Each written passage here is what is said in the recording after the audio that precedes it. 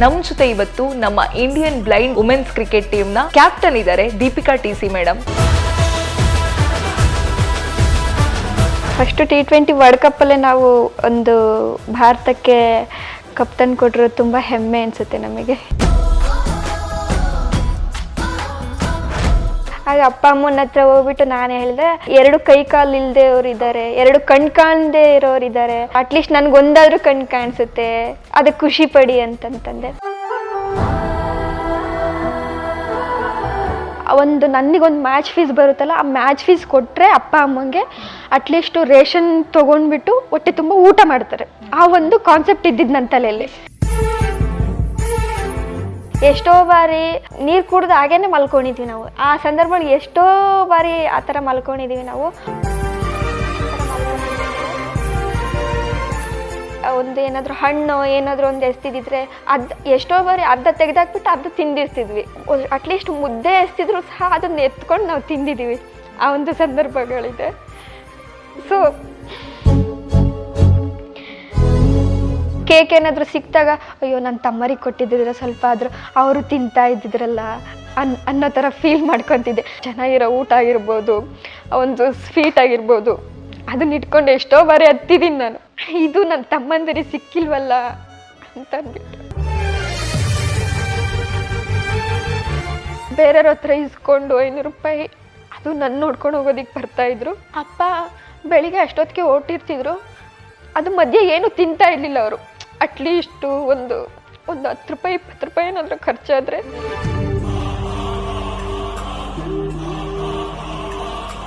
ಅಕ್ಕಪಕ್ಕದವರೆಲ್ಲ ಹೀಯಾಳಿಸ್ತಾ ಇದ್ರು. ಅವನೇನು ಮಾಡ್ತಾನೆ. ಅಮ್ಮಂಗೆ ಎಷ್ಟೋ ಬಾರಿ ಊರು ಬಿಡಿಸೋ ಸಂದರ್ಭನೇ ಆ ಥರ ಸಿಚುವೇಶನ್ ಕ್ರಿಯೇಟ್ ಮಾಡಿದ್ರು ಊರಲ್ಲೆಲ್ಲನ. ಅಮ್ಮ ಎಷ್ಟೋ ಬಾರಿ ನಮ್ಮನ್ನು ಒಂದತ್ರ ಮಲಗಿಸ್ಬಿಟ್ಟು ಎಷ್ಟೋ ಬಾರಿ ಎಲ್ಲ ಅಲ್ಲಲ್ಲೇ ಪಾತ್ರೆಗಳೆಲ್ಲ ಇಟ್ಬಿಟ್ಟು ಎಷ್ಟೋ ಬಾರಿ ನಿದ್ದೆಗಟ್ಟಿದ್ದಾರೆ. ನಿನಗೆ ಕಣ್ಣು ಕಾಣಿಸಲ್ಲ, ನಮ್ಮ ಜೊತೆ ಏನಕ್ಕೆ ಬರ್ತೀಯ ನೀನು ಆಟಾಡೋದಕ್ಕೆ, ಸೈಡಿಗೆ ಹೋಗಿ ಆಟ ಆಡ್ಕೋ ಅನ್ನೋದಲ್ಲ. ಆ ಥರ ಎಲ್ಲ ಮಾತಾಡ್ತಾಯಿದ್ರು. ನಮಸ್ತೆ ವೀಕ್ಷಕರೇ, ಸಪ್ತಾಶ್ವ ಟಿವಿಯ ವಿಶೇಷ ಕಾರ್ಯಕ್ರಮಕ್ಕೆ ಸ್ವಾಗತ. ನಾನು ಶಾಮಿ ಶೆಟ್ಟೆ. ಇಷ್ಟು ದಿನ ನಮ್ಮ ವಿಶೇಷ ಕಾರ್ಯಕ್ರಮದಲ್ಲಿ ಬೇರೆ ಬೇರೆ ಸಾಧನೆಗೈದವರು, ಬೇರೆ ಬೇರೆ ಸೆಲೆಬ್ರಿಟಿಗಳು ನಮ್ಮ ಜೊತೆ ಇರ್ತಾ ಇದ್ರು. ಆದರೆ ಇವತ್ತು ಸೆಲೆಬ್ರಿಟಿಗಳೆಲ್ಲ ಓಕೆ, ಸಾಧನೆ ಮಾಡಿದವರು ಬೇಕು ಅಂತ ಅನಿಸಿ ಸಾಧನೆ ಮಾಡಿದವರ ಬೆನ್ನಟ್ಟಿದ್ದೇವೆ. ಬಹುಶಃ ಭಾರತದಲ್ಲಿ ಕ್ರಿಕೆಟ್ ಅಂದರೆ ಒಂದು ಎಮೋಷನ್, ಕ್ರಿಕೆಟ್ ಅಂದರೆ ಒಂದು ಸಂಭ್ರಮ, ಕ್ರಿಕೆಟ್ ಅಂದರೆ ಒಂದು ಕ್ರೇಜ್. ಯಾಕೆ ಈ ಕ್ರಿಕೆಟ್ ಬಗ್ಗೆ ಮಾತಾಡ್ತಿದ್ದೀನಿ ಅಂತಂದರೆ, ಇತ್ತೀಚೆಗಷ್ಟೇ ಭಾರತಕ್ಕೆ ದಕ್ಕದಂತಹ ಒಂದು ಪ್ರಶಸ್ತಿ, ನಮ್ಮ Indian blind women's team, cricket team ನಮಗೆ ತಂದುಕೊಟ್ಟಂತಹ ವರ್ಲ್ಡ್ ಕಪ್. ಹೌದು, ನಮ್ಮ ಜೊತೆ ಇವತ್ತು ನಮ್ಮ Indian blind cricket team women's cricket ಟೀಮ್ನ ಕ್ಯಾಪ್ಟನ್ ಇದ್ದಾರೆ ದೀಪಿಕಾ ಟಿ.ಸಿ ಮೇಡಮ್. ಅವ್ರನ್ನ ಮಾತಾಡಿಸ್ತಾ ಹೋಗ್ತೀನಿ. ಅವರ ಕಂಪ್ಲೀಟ್ ಲೈಫ್ ಜರ್ನಿ ಹೇಗಿತ್ತು, ಯಾಕೆ ಅವರು ಕ್ರಿಕೆಟನ್ನು ಚೂಸ್ ಮಾಡಿಕೊಂಡ್ರು, ವರ್ಲ್ಡ್ ಕಪ್ ಗೆದ್ದ ನಂತರ ಅವರಿಗೆ ಆ ಕ್ರೇಜ್ ಯಾವ ರೀತಿಯಾಗಿ ಖುಷಿ ಕೊಡ್ತಾ ಇದೆ, ಇದನ್ನೆಲ್ಲ ತಿಳಿಸ್ಕೊಡ್ಲಿಕ್ಕೆ ಅವ್ರು ನಮ್ಮ ಜೊತೆ ಇದ್ದಾರೆ. ಅವ್ರನ್ನ ಮಾತಾಡಿಸ್ತಾ ಹೋಗ್ತೀನಿ. ಮೇಡಮ್ ನಮಸ್ತೆ. ನಮಸ್ಕಾರ. ನಾನು ಆಗಲೇ ಹೇಳಿದ ಹಾಗೆ ಸೆಲೆಬ್ರಿಟಿಗಳೆಲ್ಲ ಓಕೆ, ಸಾಧನೆ ಮಾಡಿದವರು ಬೇಕು ಅಂದಾಗ ನಿಮ್ಮನ್ನ ನಾವು ಫಸ್ಟ್ ಚೂಸ್ ಮಾಡ್ಕೊಂಡ್ವಿ. ಯಾಕಂತಂದರೆ ಭಾರತಕ್ಕೆ ಇತ್ತೀಚೆಗಷ್ಟೇ ವರ್ಲ್ಡ್ ಕಪ್ ತಂದುಕೊಟ್ಟಿದ್ರಿ. ಹೇಗಿದೆ ಮ್ಯಾಮ್ ವರ್ಲ್ಡ್ ಕಪ್, ಆ ಫೀಲ್ ಹೇಗಿದೆ? ಆ ವರ್ಲ್ಡ್ ಕಪ್ ವಿನ್ ಆಗಿದ್ದು ತುಂಬ ಒಂಥರ ಹೆಮ್ಮೆ ಅನ್ನಿಸ್ತಾ ಇದೆ ನಮಗೆ. ಅದು ಫಸ್ಟು ನಮಗೆ T20 ವರ್ಲ್ಡ್ ಕಪ್ ಇದು. ಫಸ್ಟು T20 ವರ್ಲ್ಡ್ ಕಪ್ಪಲ್ಲೇ ನಾವು ಒಂದು ಭಾರತಕ್ಕೆ ಕಪ್ ತಂದು ಕೊಟ್ಟಿರೋದು ತುಂಬ ಹೆಮ್ಮೆ ಅನಿಸುತ್ತೆ ನಮಗೆ. ಹೌದು, ಖಂಡಿತ. ರೀಸೆಂಟಾಗಿ ಕೂಡ ಹುಡುಗಿರು ಕೂಡ ವರ್ಲ್ಡ್ ಕಪ್ ವಿನ್ ಆದರು. ನಮ್ಮ ಹರ್ಮನ್ ದೀದಿ ಅವರ ಟೀಮು. ಅವ್ರನ್ನ ನೋಡಿಬಿಟ್ಟು ನಾವು ತುಂಬ ಇನ್ಸ್ಪಿರೇಷನ್ ಆದ್ವಿ. ನಾವು ಸಹ ವರ್ಲ್ಡ್ ಕಪ್ ವಿನ್ ಆಗಬೇಕು, ನಾವು ಸಹ ಭಾರತ ಕಪ್ ತೊಗೊಂಡು ಹೋಗಬೇಕು. ಅದು ಒಂದು ವಿಶೇಷ ಅಂತಂತಂದರೆ, ಅದು ಇಂಡಿಯಾನೇ ಕಂಡಕ್ಟ್ ಮಾಡಿದ್ದು ವರ್ಲ್ಡ್ ಕಪ್ನ, ನಾವು ಇಂಡಿಯಾಕ್ಕೆ ವಾಪಸ್ ತಗೊಬಂದಿರೋದು. ಅದೊಂದು ನಮಗೊಂದು ಹೆಮ್ಮೆ ಅನಿಸುತ್ತೆ. ಖಂಡಿತ. ಒಟ್ಟಿನಲ್ಲಿ ಭಾರತ ಕಪ್ಪನ್ನ ಅಂದರೆ ಆಟವನ್ನು ಆಯೋಜಿಸಿತ್ತು, ಆ ಕಪ್ ಹೊರಗಡೆ ಹೋಗದೆ ಇರೋ ರೀತಿ ಕಾಪಾಡ್ಕೊಂಡು ತಂದಿದ್ದೀರಾ. ಹೌದು. ಎಸ್. ಇದೆಲ್ಲ ಒಂದು ಕಡೆ ಆದರೆ ವರ್ಲ್ಡ್ ಕಪ್ಪು ಅದಾದ ನಂತರ ನಿಮ್ಮ ಪರಿಚಯ ಇಡೀ ಭಾರತಕ್ಕೆ ಆಯಿತು. ಆದರೆ ಒಂದಿಷ್ಟು ಜನರಿಗೆ ಒಂದಿಷ್ಟು ಕ್ಯೂರಿಯಾಸಿಟಿ ಇದೆ, ಯಾರು ಈ ದೀಪಿಕಾ DC, ಎಲ್ಲಿಂದ ಬಂದರು, ಎಲ್ಲಿ ಅವರ ಮೂಲ, ಹೇಗಿತ್ತು ಅವರ ಬಾಲ್ಯ, ಹೇಗಿತ್ತು ಅವರ ಏನು ಕಾಲೇಜ್ ಡೇಸ್ಗಳು ಅಂತ ಹೇಳಿ. ನಾನು ಆ ಟಾಪಿಕ್ಗೆ ಮೊದಲು ಬರ್ತೀನಿ. ಯಾವುದು ಮೇಡಮ್ ನಿಮ್ಮ ಊರು ಯಾವುದು? ಇಷ್ಟು ಚಂದ ಕನ್ನಡ ಮಾತಾಡ್ತೀರಾ, ಹೇಗೆ ಕರ್ನಾಟಕಕ್ಕೂ ನಿಮ್ಮ ಕನ್ನಡಕ್ಕೂ ನಿಮಗೂ ಹೇಗೆ ಆ ಬಾಂಧವ್ಯ? ನನ್ನೂರು ಬಂದು ನಮ್ಮ ಊರು ಎಕ್ಸ್ಪೆಷಲಿ ಆಂಧ್ರಕ್ಕೆ ಸೇರಿಕೊಳ್ಳುತ್ತೆ. ಬಾರ್ಡ್ರಲ್ಲಿ ಇದ್ದೀವಿ ನಾವು. ಅಂತಂದರೆ ಕರ್ನಾಟಕ ಬಂದರೆ ತುಮಕೂರು ಡಿಸ್ಟ್ರಿಕ್ಕು, ಶಿರಾ ತಾಲೂಕು ಬರುತ್ತೆ ನಮ್ಮದು. ಅಲ್ಲಿ ಅಂತಂದರೆ ನಮ್ಮೂರು ಆಂಧ್ರ ಸೇರಿಕೊಳ್ಳುತ್ತೆ, ಬಾರ್ಡ್ರ್ ನಮ್ಮದು. ಒಂದು 500 ಮೀಟರ್ಸ್ ಬಂದ ತಕ್ಷಣ ಅಲ್ಲೇ ಕರ್ನಾಟಕ ಊರು, ಕರಿತಿಮ್ಮನಹಳ್ಳಿ ಅಂತ. ನಮ್ಮೂರು ಸೇರಿಕೊಳ್ಳೋದು ಸತ್ಯಸಾಯಿ ಡಿಸ್ಟಿಕ್ಕು, ಮಡಕ್ಷಿರಾ ತಾಲೂಕು ಸೇರಿಕೊಳ್ಳುತ್ತೆ, ಹೇಮಾವತಿ. ಸೊ ನಾನು ಹುಟ್ಟಿದ್ದೆಲ್ಲ ಊರಲ್ಲೇ, ತಂಬಳಹಟ್ಟಿಲೇ ಹುಟ್ಟಿದ್ದು. ಸೊ ಅದಾದಮೇಲೆ ನಾನು ಒಂದು 5 months ಬೇಬಿ ಇದ್ದಾಗ ಅದು ಉಗುರಲ್ಲಿ ಪರ್ಚ್ಕೊಂಡು ನಾನು ಬ್ಲೈಂಡ್ನೆಸ್ ಆಗಿದ್ದು. ಸೊ ಅದಾದಮೇಲೆ ಅಪ್ಪ ಅಮ್ಮ, ನನ್ನ ಫ್ಯಾಮಿಲಿಯಲ್ಲಿ 2 ತಮ್ಮ ಇದ್ದಾರೆ, ನಾನು ದೊಡ್ಡವಳು, ನನ್ನ ತಂದೆ ತಾಯಿ. ಹಾಸ್ಪಿಟಲಿಗೆ ಕರ್ಕೊಂಡೋಗ್ಬಿಟ್ಟು ತೋರಿಸಿದ್ರು ಅಪ್ಪ. ಆಗ ತುಂಬ ಕಷ್ಟ ನಮಗೆ. ಆಗ ಅಪ್ಪ ಅಮ್ಮ ಇಬ್ಬರು ಹೇಳ್ತಾ ಇರ್ತಾರೆ, ನಾವು ತುಂಬ ಆಗ ಊಟನೂ ಇರ್ತಿರ್ಲಿಲ್ಲ ನಮಗೆ, ಅಷ್ಟು ತುಂಬ ಕಷ್ಟ. ಅಪ್ಪ ಆಗ ಬೇರೆಯವ್ರ ಮನೆಯಲ್ಲಿ ಒಂದು ಜೀತದಾಳ ಆಗಿ ಕೆಲಸ ಮಾಡ್ತಾ ಇದ್ರಂತೆ. ಆಗ ಸೆಗಣಿ ಎಲ್ಲ ಕೂಡಿಟ್ರೆ ಒಂದು ಹತ್ರ ಹಾಕಿದ್ರೆ ಮಾತ್ರ ಒಂದು ಇಷ್ಟು ದಪ್ಪ ಮುದ್ದೆ ಕೊಡ್ತಾಯಿದ್ರು ಅಷ್ಟೇ ಅಂತೆ. ಆಗ ಆ ಮುದ್ದೆಗೋಸ್ಕರ ಅಪ್ಪ ಬೇರೆಯವ್ರ ಮನೆಯಲ್ಲಿ ಕೆಲಸ ದಾಳ ಆಗಿದ್ರಂತೆ. ಸೊ ಅದಾದಮೇಲೆ ಹಾಸ್ಪಿಟಲ್ಗೆ ಕರ್ಕೊಂಡೋಗಿ ತೋರಿಸಿದ್ರು. ಡಾಕ್ಟರ್ ಹೇಳಿದ್ರಂತೆ ಒಂದು 10-11 ವರ್ಷ ಆದಮೇಲೆ ಕರ್ಕೊಬನ್ನಿ, ಆಗ ಆಪ್ರೇಷನ್ ಮಾಡ್ತೀವಿ ಅಂತಂತಂದರೆ. ಯಾಕಂತಂದರೆ ಈಗ ಚಿಕ್ಕ ಹುಡುಗಿ ಅವಳು ಅಂತಂದರೆ ಕೈಯಲ್ಲೆಲ್ಲ ಹುಚ್ಕೊತಾ ಇರ್ತಾಳೆ, ಅದು ಮತ್ತೆ ಇನ್ಫೆಕ್ಷನ್ ಆಗಿ ತುಂಬ ಕ್ರಿಟಿಕಲ್ ಆಗುತ್ತೆ ಅಂತ ಹೇಳಾದ್ಮೇಲೆ ನೀವು 5 months ಬೇಬಿ? ನಾನು 5 months ಬೇಬಿ ಇದ್ದಾಗ. ಅದಾದಮೇಲೆ ಅಪ್ಪ ಆಗ ಊಟಕ್ಕೆ ನಮಗೆ ಸಿಗೋದು ಕಷ್ಟ ಆಗಿರ್ತಿತ್ತು. ಆಗ ಆಪ್ರೇಷನ್ ಮಾಡೋದಕ್ಕೆ ನಮ್ಮ ಕರ್ಕೊಂಡು ಹೋಗೋದಕ್ಕೆ ಅಪ್ಪ ಹತ್ರ ದುಡ್ಡಿರಲಿಲ್ಲ. ನಾನೊಂದು 18 ವರ್ಷ, ನಾನಾಗ ಫಸ್ಟ್ PU. ಆಗ ಅಪ್ಪ ಬ್ಯಾಂಗ್ಳೂರಿಗೆ ಕರ್ಕೊಂಡೋದ್ರು. ಆಪ್ರೇಷನ್ ಮಾಡ್ತೀವಿ, ಬಟ್ ಅದು ದೃಷ್ಟಿ ಬರುತ್ತೋ ಇಲ್ಲ ಅಂತ ನಾವು ಹೇಳೋದಕ್ಕಾಗೋದಿಲ್ಲ, ಯಾಕಂತಂದರೆ ಒಳಗಡೆ ಫುಲ್ಲು ವೀಕ್ ಆಗಿದೆ ಅಂತ ಹೇಳಿದ್ರು. ಸೊ ಹಂಗಾಗಿ ಅಪ್ಪ ಅಮ್ಮ ಅಳೋದಕ್ಕೆ ಸ್ಟಾರ್ಟ್ ಮಾಡಿದ್ರು. ಆಗ ಅಪ್ಪ ಅಮ್ಮನ ಹತ್ರ ಹೋಗ್ಬಿಟ್ಟು ನಾನು ಹೇಳಿದೆ, ಎಷ್ಟೋ ಜನ ಸಮಾಜದಲ್ಲಿ 2 ಕೈ ಕಾಲು ಇಲ್ಲದೆಯವ್ರು ಇದ್ದಾರೆ, 2 ಕಣ್ಣು ಕಾಣದೇ ಇರೋರು ಇದ್ದಾರೆ, ಅವರು ಜೀವನ ಮಾಡ್ತಾ ಇದ್ದಾರಲ್ಲ, ಅಟ್ಲೀಸ್ಟ್ ನನಗೊಂದಾದ್ರೂ ಕಣ್ಣು ಕಾಣಿಸುತ್ತೆ, ಅದಕ್ಕೆ ಖುಷಿ ಪಡಿ ಅಂತಂತಂದೆ. ಅದಾದಮೇಲೆ ಸರಿ ಅಂತಂದ್ಬಿಟ್ಟು ಅಪ್ಪ ಅಮ್ಮ ಸ್ವಲ್ಪ ಇದ್ದರು, ಆರಾಮಾದರು. ಅದಾದಮೇಲೆ ನಾನು 1 to 4th ನಾರ್ಮಲ್ ಸ್ಕೂಲಲ್ಲಿ ಓದಿದ್ದು. ಆಗ ಅಮ್ಮ ನನಗೆ ಅಂತಂದರೆ ಮನೆಯಲ್ಲಿ ಸ್ವಲ್ಪ ಊಟಕ್ಕೆಲ್ಲ ಸಿಗ್ತಾ ಇರಲಿಲ್ಲ ಅಂತಂದ್ಬಿಟ್ಟು ನನ್ನ ಅಜ್ಜಿ ಊರಲ್ಲಿ ಬಿಟ್ಟರು. ಅಜ್ಜಿ ಊರು ಗೊರ್ಮಾರ್ನಹಳ್ಳಿ ಬರುತ್ತೆ, ಅದು ಕೂಡ ಆಂಧ್ರನೇ. ಅಮ್ಮ ಅಲ್ಲಿ ತೊಗೊಂಡೋಗ್ಬಿಟ್ಟು ನಾನು ಆಲ್ಮೋಸ್ಟ್ ಎಲ್ಲ ಚಿಕ್ಕ ಹುಡುಗಿಯಿಂದ ಬೆಳೆದಿದ್ದು ನನ್ನ ಅಜ್ಜಿ ಊರಲ್ಲೇ ಬೆಳೆದಿದ್ದು. ಯಾಕಂತಂದರೆ ಇಲ್ಲೇನಾದರೂ ಇದ್ದರೆ ಅವಳಿಗೆ ಊಟ ಸಿಗೋದಿಲ್ಲ ಏನಿಲ್ಲ ಅಂತಂದ್ಬಿಟ್ಟು ನಾನು 1 to 4th ದೊಡ್ಡಬಾಣಗೆರೆ ಸ್ಕೂಲಲ್ಲಿ ಓದಿದ್ದು, ಪ್ರೈಮರಿ ಸ್ಕೂಲಲ್ಲಿ. ಊಟಕ್ಕೂ ಕಷ್ಟ ಅನ್ನುವಂಥ ಸಿಚುವೇಶನ್ ಇತ್ತು ಅವಾಗ? ತುಂಬಾ ಕಷ್ಟ ಆವಾಗ ಊಟಕ್ಕೆ. ಅಂತಂದರೆ ಎಷ್ಟೋ ಬಾರಿ ನಾನಾಗಿರ್ಬೋದು, ನನ್ನ 2 ತಮ್ಮ ಆಗಿರ್ಬೋದು, ಅಪ್ಪ ಅಮ್ಮ ಆಗಿರ್ಬೋದು, ಎಷ್ಟೋ ಬಾರಿ ನೀರು ಕುಡ್ದು ಹಾಗೇ ಮಲ್ಕೊಂಡಿದ್ವಿ ನಾವು. ಆ ಸಂದರ್ಭದಲ್ಲಿ ಎಷ್ಟೋ ಬಾರಿ ಆ ಥರ ಮಲ್ಕೊಂಡಿದ್ದೀವಿ ನಾವು. ಒಂದೊಂದು ಬಾರಿ ಒಂದೊಂದು ಟೈಮ್ ಮಾತ್ರ ಸಿಕ್ತಿತ್ತು ಅಷ್ಟೇ ಊಟ. ಅಮ್ಮ ಏನಾದರೂ ಕೂಲಿ ಹೋಗಿ ಮಾಡ್ಕೊಂಡು ಬೇರೆಯವ್ರ ಹತ್ರ ಏನಾದರೂ ರಾಗಿನೋ ಅಥವಾ ಏನಾದರೂ ಮೆಣಸಿನ್ಕಾಯಿ ಆ ಥರದ್ದು ಏನಾದರೂ ಇಸ್ಕೊಬಂದು ಅವತ್ತೇನಾದರೂ ಒಂದು ಗಂಜಿ ಮಾಡಿಕೊಂಡು ಬೆಳಿಗ್ಗೆ ಮಾಡಿದ್ದಷ್ಟೇ ಆಗಿರ್ತಿತ್ತು.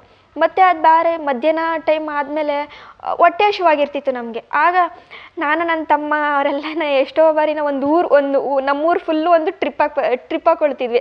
ನಮ್ಮೂರು ಒಂದು 30-35 ಮನೆ ಇದೆ ಅಷ್ಟೇ. ನಮ್ಮದು ಕಾಡುಗೊಲ್ಲ ಬರುತ್ತೆ ನಮ್ಮದು ಕ್ಯಾಸ್ಟು. ನಮ್ಮ ಕ್ಯಾಸ್ಟಲ್ಲಿ ಯಾವ ಥರ ಅಂತಂತಂದರೆ ಇವಾಗ SC/ST ಊರೊಳಗಡೆ ಬರೋಂಗಿಲ್ಲ, ಆ ಥರ ತುಂಬ.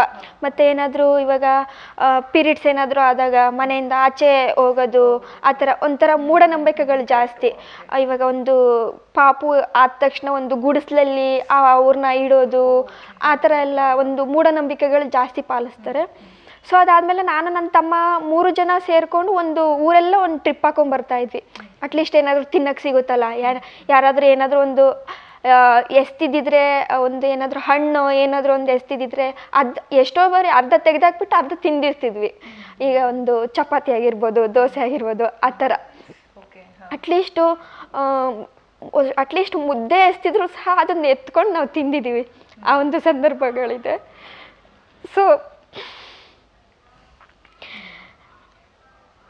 ಇಲ್ಲಿ ಬೇಜಾರಾಗ್ಬೇಡಿ, ಯಾಕಂದ್ರೆ ಅಂತಹ ಸಿಚುವೇಶನ್ಗಳಲ್ಲಿ ಬೆಳೆದಿದ್ರು ನೀವು ಈಗ ತುಂಬಾ ಎತ್ತರಕ್ಕೆ ಬೆಳೆದಿದ್ದೀರಾ. ಬಹುಶಃ ಆ ಊರು ಅಥವಾ ಆ ಊರಿನ ಜನ ಹೆಮ್ಮೆ ಪಡುವಂತ ಹಾಗೆ, ನಿಮ್ಮ ಅಪ್ಪ ಅಮ್ಮ ಹೆಮ್ಮೆ ಪಡೋ ಹಾಗೆ ನೀವು ಬೆಳೆದಿದ್ದೀರಾ. ತುಂಬಾ ಹೆಮ್ಮೆ ಪಡ್ಬೇಕು, ಇಡೀ ಭಾರತನೇ ಹೆಮ್ಮೆ ಪಡಬೇಕು. ಅದಾದ್ಮೇಲೆ ಸ್ವಲ್ಪ ನಮ್ಮ ಹತ್ರ ಆಗ ತುಂಬ ಕಷ್ಟ. ಆಗ ತುಂಬ ಅಕ್ಕಪಕ್ಕದವರೆಲ್ಲ ಹೀಯಾಳಿಸ್ತಾ ಇದ್ರು. ಅಂತಂದರೆ ಅವನೇನು ಮಾಡ್ತಾನೆ ಅಂತಂದ್ರೆ ಅಪ್ಪ ಅಮ್ಮಂಗೆ ಎಷ್ಟೋ ಬಾರಿ ಊರು ಬಿಡಿಸೋ ಸಂದರ್ಭನೇ ಆ ಥರ ಸಿಚುವೇಶನ್ ಕ್ರಿಯೇಟ್ ಮಾಡಿದ್ರು ಊರಲ್ಲೆಲ್ಲನ. ಸೊ ಅದಾದಮೇಲೆ ಅಪ್ಪ ಅಮ್ಮ ಕೂಲಿ ಎಲ್ಲ ಮಾಡಿಬಿಟ್ಟು ನಮ್ಮನ್ನು ಓದಿಸಿದ್ರು.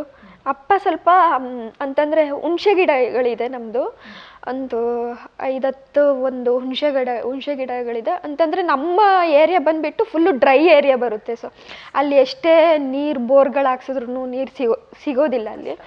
ಸೊ ಹಂಗಾಗಿ ಅಪ್ಪ ಸ್ವಲ್ಪ ಸಾಲ ಮಾಡ್ಕೊಂಡಿದ್ರು. ಅದಾದಮೇಲೆ ನಮಗೆ ಸ್ವಲ್ಪ ಇವಾಗ ಕೂಲಿ ಕೆಲಸಕ್ಕೆಲ್ಲ ಹೋಗ್ತಾ ಇರ್ಬೇಕಾದ್ರೆ ತುಂಬ ಕಷ್ಟ ಆಗ್ತಿತ್ತು. ಏನು ರಾಗಿ ಏನು ಸಿಗ್ತಾ ಇರಲಿಲ್ಲ. ಆವಾಗ ಎಷ್ಟು ಕೂಲಿ ಕೆಲಸ ಅಂತಂದರೆ 20 ರೂಪಾಯಿ 50 ರೂಪಾಯಿ ಆ ಥರ ಕೂಲಿ ಕೆಲಸ. ಆಗ ಅಪ್ಪ ಅಜ್ಜಿ ಊರಲ್ಲಿ ನೀರಾವರಿ ಇತ್ತು. ಆಗ ಅಜ್ಜಿ ಊರಲ್ಲಿ ವ್ಯವಸಾಯ ಮಾಡೋದಕ್ಕೆ ಅಲ್ಲಿ ಹೋದ್ರು. ಅಟ್ಲೀಸ್ಟ್ ರಾಗಿ ಆದರೂ ತಂದು ಕೊಟ್ಟರೆ ಹೊಟ್ಟೆ ತುಂಬ ಊಟ ಮಾಡ್ತಾರಲ್ಲ ಅಂತಂದ್ಬಿಟ್ಟು ಅಪ್ಪ ಅಲ್ಲಿಗೆ ಹೋಗಿ ವ್ಯವಸಾಯ ಸ್ಟಾರ್ಟ್ ಮಾಡಿದ್ರು. ಅಪ್ಪ ನಮ್ಮನ್ನು ನೋಡ್ಕೊಂಡು ಹೋಗೋದಕ್ಕೆ ಮಧ್ಯರಾತ್ರಿ 1 ಗಂಟೆ 2 ಗಂಟೆಗೆ ಬಂದು ನೋಡ್ಕೊಂಡು ಹೋಗ್ತಿದ್ರು.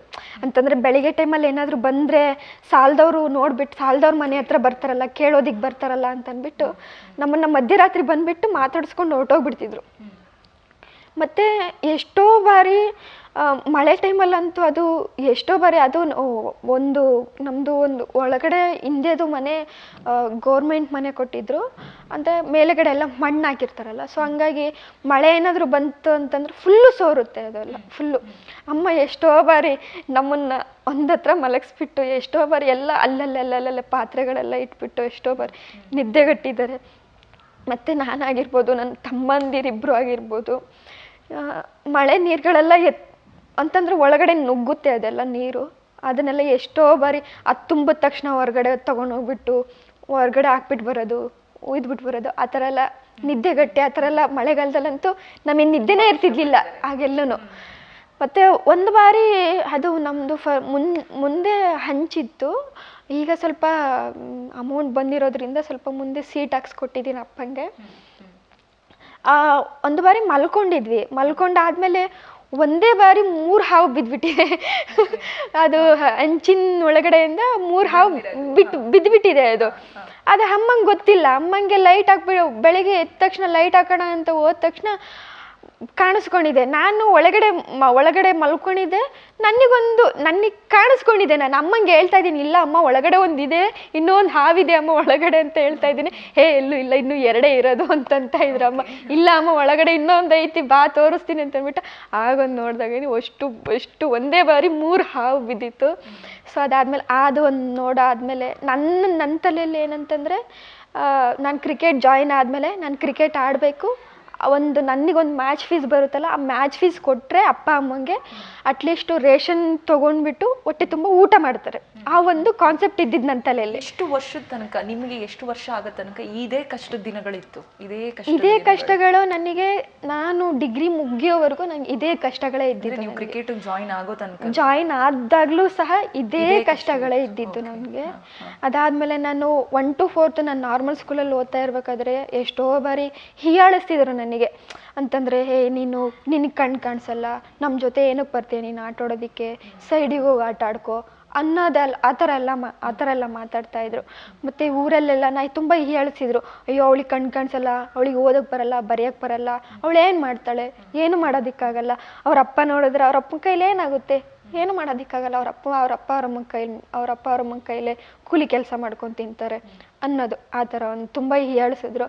ಅವಾಗ ನನ್ನ ತಮ್ಮಂದಿರಿಗೆ ನನ್ನ ತಮ್ಮ ಆಗ ಅಪ್ಪ ಅಮ್ಮ ಸ್ವಲ್ಪ ಏನಾದರೂ ಕಡಲೆಕಾಯಿ ಆ ಥರದ್ದೇನಾದರೂ ಹೊಲದಲ್ಲಿ ಮಳೆಗಾಲದಲ್ಲಿ ಏನಾದರೂ ಹಾಕಿದಾಗ ನನ್ನ ತಮ್ಮಂದಿರು ಆಗ ಕೂಲಿಯವ್ರನ್ನ ಏನಾದರೂ ಕರೆಸಿದ್ರೆ ಅವ್ರಿಗೆ ದುಡ್ಡು ಕೊಡಬೇಕಾಗುತ್ತೆ ಅಂತಂದ್ಬಿಟ್ಟು ನಮ್ಮ ಅಮ್ಮ ನಮ್ಮ ಅಪ್ಪ ನನ್ನ ತಮ್ಮನ ಕೈಯಲ್ಲಿ ನನ್ನ ಇಬ್ಬರು ತಮ್ಮಂದಿರೇ ಕೆಲಸ ಮಾಡಿಬಿಡ್ತಿದ್ರು ಅಷ್ಟು. ನನ್ನ ತಮ್ಮಂದಿರು ಏನಂತಂತಂದರೆ ಇವತ್ತು ಪಾಯಸ ಮಾಡಿಕೊಡ್ತೀಯಾ, ನಾಳೆ ಉಪ್ಪಿಟ್ಟು ಮಾಡಿಕೊಡ್ತೀಯಾ, ಅವಲಕ್ಕಿ ಮಾಡಿಕೊಡ್ತೀಯಾ, ನಾವು ಅಷ್ಟು ಕೆಲಸ ಮಾಡಿಕೊಡ್ತೀವಿ ಅಂತಂದ್ಬಿಟ್ಟು ಅಮ್ಮನ ಹತ್ರ ನಂಬಿಸ್ಕೊಳ್ತಾ ಇದ್ರು, ಹೇಳಿಸ್ಕೊಳ್ತಾ ಇದ್ರು. ಅಮ್ಮ ಅದಾದಮೇಲೆ ಇಲ್ಲ ಮಾಡಿಕೊಡ್ತೀನಿ ನಾನು, ಇದಷ್ಟು ಕಡಲೆ ಗಿಡ ಕೀಳಿ ಆಮೇಲೆ ಮಾಡಿಕೊಡ್ತೀನಿ ನಾನು ಅಂತಂತಾನೆ. ಎಷ್ಟು ಕಷ್ಟ ಬೀಳ್ತಿದ್ರು ಅಂತಂತಂದ್ರೆ ನನ್ನ ತಮ್ಮಂದಿರು ತುಂಬಾ ಕಷ್ಟ ಬೀಳ್ತಾ ಇದ್ರು. ಅವತ್ತು ಅಮ್ಮ ಆ ಮಾತು ಕೊಟ್ಟಿದ್ದನ್ನು ಅಮ್ಮ ಮಾತು ತಪ್ತಾ ಇರಲಿಲ್ಲ. ಕರೆಕ್ಟಾಗಿ ಅಟ್ಲೀಸ್ಟ್ ಅಕ್ಕ ಬೇರೆಯವ್ರ ಹತ್ರ ಹೋಗ್ಬಿಟ್ಟು ದುಡ್ಡು ಇಸ್ಕೊಂಡು ನಾನು ನಿಮಗೆ ಹಾಳು ಬರ್ತೀನಿ ಇವತ್ತು ದುಡ್ಡು ಕೊಡಿ ಅಂತ ಅಂದ್ಬಿಟ್ಟು ಇಸ್ಕೊಬಂದು ಅಟ್ಲೀಸ್ಟ್ ನಮಗೆ ಅವಲಕ್ಕಿನೋ ಉಪ್ಪಿಟ್ಟು ಏನಾದರೂ ತಂದುಬಿಟ್ಟು ಅಂಗಡಿಯಿಂದ ನಮಗೆ ಮಾಡಿಕೊಡ್ತಾಯಿದ್ರು. ಅಂತಂದರೆ ನಮಗೆ ಒಟ್ಟಿಗೆ ಯಾವತ್ತೂ ಅಪ್ಪ ಅಮ್ಮ ಯಾವತ್ತೂ ಮೋಸ ಮಾಡಿಲ್ಲ. ಆ ಒಂದು ಹೊಟ್ಟೆ ತುಂಬಿಸಿ ಆ ಕೂಲಿ ಹೋಗಿ ತೀರ್ಸಿರೋ ಸಂದರ್ಭಗಳಿದೆ. ಅಪ್ಪ ಅಮ್ಮ. ನಿಮ್ಮ ತಮ್ಮಂದ್ರೆ ಏನು ಮಾಡ್ತಾ ಇದ್ದಾರೆ? ತಮ್ಮ ಅವರಿಬ್ರು ಅಪ್ಪ ಅಮ್ಮಗೆ ಸ್ವಲ್ಪ ಫೀಸ್ ಆಗದೇನೆ ಅವ್ರಿಗೆ ಓದ್ಸೋಕ್ಕಾಗ್ದೇ ತಮ್ಮ ಇಬ್ಬರು ಡಿಸ್ಕಂಟಿನ್ಯೂ ಮಾಡಿದ್ರು. ಇವಾಗ ಬ್ಯಾಂಗ್ಳೂರಲ್ಲಿ ಕೆಲಸ ಮಾಡ್ತಾ ಇದ್ದಾರೆ ಅವರಿಬ್ಬರು ಫ್ಯಾಕ್ಟ್ರಿನಲ್ಲಿ. ಅದಾದಮೇಲೆ ನಾನು 5th ಮತ್ತು 7th ಕುಣಿಗಲ್ ಸ್ಕೂಲಲ್ಲಿ ಓದಿದೆ. ಬ್ಲೈಂಡ್ ಸ್ಕೂಲಲ್ಲಿ ಸೇರಿಕೊಂಡೆ ನಾನು. ಅದಾದಮೇಲೆ ನನಗೆ ಅಲ್ಲಿ ಹೋದ ತಕ್ಷಣ ಒಳ್ಳೊಳ್ಳೆ ಊಟ ಸಿಗ್ತಾಯಿತ್ತು, ಮತ್ತು ಒಳ್ಳೊಳ್ಳೆ ಬಟ್ಟೆ ಸಿಗ್ತಾಯಿತ್ತು, ಮತ್ತು ಏನಾದರೂ ಇವಾಗ ಯಾವುದಾದ್ರೂ ಒಂದು ಇವಾಗ ಬರ್ತ್ಡೇ ಆ ಥರ ಏನಾದರೂ ಸೆಲೆಬ್ರೇಷನ್ ಮಾಡ್ಕೊಳಕ್ಕೆ ಬರ್ತಾರಲ್ಲ ಬ್ಲೈಂಡ್ ಸ್ಕೂಲಲ್ಲಿ, ಆ ಥರ ಕೇಕ್ ಏನಾದರೂ ಸಿಕ್ತಾಗ ಅಯ್ಯೋ ನನ್ನ ತಮ್ಮರಿಗೆ ಕೊಟ್ಟಿದ್ದಿದ್ರೆ ಸ್ವಲ್ಪ ಆದರೂ ಅವರು ತಿಂತಾ ಇದ್ದಿದ್ರಲ್ಲ ಅನ್ನೋ ಥರ ಫೀಲ್ ಮಾಡ್ಕೊತಿದ್ದೆ. ಆ ಒಂದು ಊಟ ಚೆನ್ನಾಗಿರೋ ಊಟ ಆಗಿರ್ಬೋದು, ಆ ಒಂದು ಸ್ವೀಟ್ ಆಗಿರ್ಬೋದು, ಅದನ್ನ ಇಟ್ಕೊಂಡು ಎಷ್ಟೋ ಬಾರಿ ಹತ್ತಿದ್ದೀನಿ ನಾನು. ಇದು ನನ್ನ ತಮ್ಮಂದಿರಿಗೆ ಸಿಕ್ಕಿಲ್ವಲ್ಲ ಅಂತ ಅಂದ್ಬಿಟ್ಟು. ಯಾವತ್ತಾದ್ರೂ ನಿಮ್ಗೆ ಈ ಪರಿಸ್ಥಿತಿ, ಇಷ್ಟು ಬಡತನ, ಇದ್ರ ಜೊತೆಗೆ ದೇವರು ಚಿಕ್ಕ ವಯಸ್ಸಲ್ಲೇ ನನ್ನ ಕೈಲೇ ನನ್ನ ಕಣ್ಣು ಕಿತ್ಕೊಳಂಗ್ ಮಾಡ್ಬಿಟ್ನಲ್ಲ, ದೇವ್ರ ಬಗ್ಗೆ ಏನಾದ್ರೂ ಬೇಜಾರು ಅನ್ಸಿತ್ತಾ? ಇಂಥ ಸಿಚುವೇಶನ್ ಕೊಟ್ಬಿಟ್ನಲ್ಲ ನಮ್ಮ ಲೈಫಲ್ಲಿ? ತುಂಬಾನೇ ಅನ್ನಿಸ್ತಾ ಇತ್ತು ನನಗೆ. ಅಂತಂದರೆ ಕಷ್ಟ ಎಲ್ಲರಿಗೂ ಕೊಡ್ತಾರೆ, ಕಷ್ಟ ದೇವ್ರು ಯಾಕೆ ನನಗೆ ಇಷ್ಟೊಂದು ಕಷ್ಟ ಕೊಟ್ಟಿದ್ದಾನೆ ಅನ್ನಿಸ್ತಾ ಇತ್ತು. ಅದಾದಮೇಲೆ ಎಷ್ಟೋ ಬಾರಿ ನನ್ನ ಅಪ್ಪ ಅಮ್ಮ ಎಷ್ಟೋ ಬಾರಿ ಹಂಗೆ ಅಂದ್ಕೊಂಡಿದ್ದಾರೆ. ಅಂತಂದರೆ ನಮಗೆ ಯಾಕೆ ಇಷ್ಟೊಂದು ಕಷ್ಟ ಕೊಡ್ತಾನೆ ದೇವರು, ನಮ್ಮನ್ನು ಚೆನ್ನಾಗಿಟ್ಟಿದ್ರೆ ನಾವು ಹೊಟ್ಟೆ ತುಂಬ ಊಟ ಮಾಡಿಕೊಂಡು ಒಳ್ಳೊಳ್ಳೆ ಬಟ್ಟೆ ಹಾಕೋಬೋದಾಗಿತ್ತಲ್ಲ ಅಂತ ಎಷ್ಟೋ ಬಾರಿ ಅನಿಸಿದೆ ನನಗೆ. ಅದಾದಮೇಲೆ ನನಗೇನಂತಂದ್ರೆ ಇವಾಗ ಏನಂದು ಅರ್ಥ ಆಗಿದ್ದಂತಂದರೆ ದೇವರು ಒಂದು ಕಿತ್ಕೊಂಡ್ರೆ ಒಂದು ಕೊಟ್ಟಿರ್ತಾನೆ ಅಂತ ಅನ್ನೋದು ನನಗೆ ಈ ಸಿಚುವೇಶನಲ್ಲಿ ಇವಾಗೊಂದು ನನಗೆ ಅರ್ಥ ಆಯಿತು. ದೇವ್ರು ನನಗೆ ಯಾಕೆ ಕಣ್ಣು ಕಿತ್ಕೊಂಡ ಅನ್ನೋದು ನನಗೆ ಇವಾಗ ಅರ್ಥ ಆಯಿತು. ಅದಾದಮೇಲೆ 8th 9th 10th ನಾನು ರಂಗರಾವ್ ಸ್ಕೂಲಲ್ಲಿ ಓದಿದ್ದು. ಆಗ ರಂಗರಾವ್ ಸ್ಕೂಲಲ್ಲಿ ನಾನು ಓದ್ತಾ ಇರಬೇಕಾದ್ರೆ ಅಪ್ಪ ಎಲ್ಲರೂ ಪೇರೆಂಟ್ಸ್ ಬಂದು ಸಂಡೇ ಬಂದ ತಕ್ಷಣ ಎಲ್ಲ ಪೇರೆಂಟ್ಸ್ ಬಂದು ನೋಡ್ಕೊಂಡು ಹೋಗ್ತಿದ್ರು. ಆಗ ಅಪ್ಪ ಬರ್ತಾ ಇರಲಿಲ್ಲ, ಅಂತಂದರೆ ದೂರ ನಮಗೆ ಮೈಸೂರು. ಅಪ್ಪ ಬರ್ತಾ ಇರಲಿಲ್ಲ. ಆವಾಗ ಅಪ್ಪನ ಹತ್ರ ಫೋನ್ ಮಾಡಿಬಿಟ್ಟು, ಅಪ್ಪ ಎಲ್ಲರೂ ಬಂದು ನೋಡ್ಕೊಂಡು ಹೋಗ್ತಿದ್ದಾರಪ್ಪ, ನೀನು ಯಾಕೆ ಬರ್ತಾ ಇಲ್ಲ ನೋಡ್ಕೊಂಡು ಹೋಗೋದಕ್ಕೆ ಅಂತ. ಅಪ್ಪ ನನ್ನೇನಾದರೂ ನೋಡ್ಕೊಂಡು ಹೋಗೋದಕ್ಕೆ ಏನಾದರೂ ಬಂದರೆ ಅಟ್ಲೀಸ್ಟ್ 500 ರೂಪಾಯಿ ಬೇಕಾಗಿರ್ತಿತ್ತು. ಅದು ಬೇರೆಯವ್ರ ಹತ್ರ ಇಸ್ಕೊಂಡು 500 ರೂಪಾಯಿ ಅದು ನನ್ನ ನೋಡ್ಕೊಂಡು ಹೋಗೋದಕ್ಕೆ ಬರ್ತಾಯಿದ್ರು.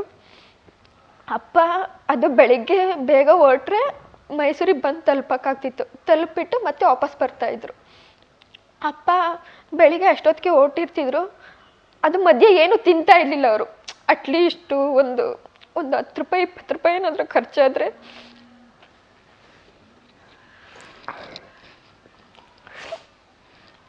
ಮಗಳಿಗೇನಾದರೂ ಕೊಡಿಸ್ಬೋದಲ್ಲ ಅನ್ನೋ ಥರ ಥಿಂಕ್ ಮಾಡಿಬಿಟ್ಟು ಏನು ತಿಂತಾ ಇರಲಿಲ್ಲ ಅವರು. ಖಾಲಿ ಹೊಟ್ಟೆಲ್ಲೇ ಬಂದುಬಿಟ್ಟು ನಾನು ನೋಡಿಕೊಂಡು ನನಗೆ ಏನೇನು ಬೇಕೋ ಎಲ್ಲ ಕೊಡಿಸ್ಬಿಟ್ಟು ಹೊರ್ಟೋಗ್ಬಿಡ್ತಿದ್ರು. ಅದು ಹೊರಡೋ ಮುಂದ್ಗಡೆ ಏನಾದರೂ ಅದು ಊಟ ಆಯ್ತಪ್ಪ ಅಂತಂತಂದರೆ ಆಯಿತು ಅಂತ ನನ್ನ ಹತ್ರ ಸುಳ್ಳು ಹೇಳ್ತಾಯಿದ್ರು. ಅದಾದಮೇಲೆ ಎಲ್ಲ ಅಂತಂದರೆ ಅಪ್ಪ ಬರೋದೇ ಅಪರೂಪ ಅಲ್ಲ. ಆಗೆಲ್ಲ ಚಿಕ್ಕವಳು ನಾನು, ತಿನ್ನೋದೆಲ್ಲ ತೊಗೊತಿದ್ದೆ. ಆಗ ಹಾಸ್ಟೆಲಲ್ಲಿ ಏನು ತಿನ್ನೋಕ್ಕೆ ಊಟನೂ ಸರಿ ಇರ್ತಿರ್ಲಿಲ್ಲ.